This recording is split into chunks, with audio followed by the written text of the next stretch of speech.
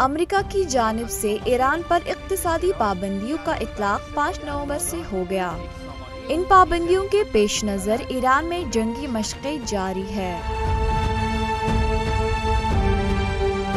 ایران کی سرکاری T V channel نے جنگی مشقوں کی ویڈیو فوٹیج کو جاری کیا، جن میں اینٹی ایئرکرافٹ طیاروں اور جدید دفاعی نظام کو دکھایا گیا۔ بتایا جاتا ہے کہ مشقیں 2 دن تک جاری رہے گی۔ زیرا هنوز ناره‌های پر از وحشت نظامیان امریکایی در تبر شنیدنی است و هنوز ناره‌های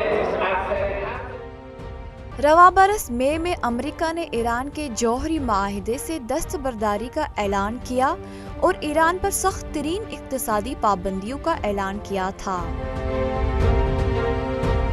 ان پابندیوں کا پہلا دور اگست میں شروع ہو گیا، جبکہ دوسرا اور آخری دور 5 نومبر سے عمل میں آیا۔ ما در شرایط جنگ اقتصادی هستیم۔ ایران کے صدر حسن روحانی نے اس صورتحال کے حوالے سے بتایا کہ ایران اس وقت اقتصادی جنگ کا سامنا کر رہا ہے۔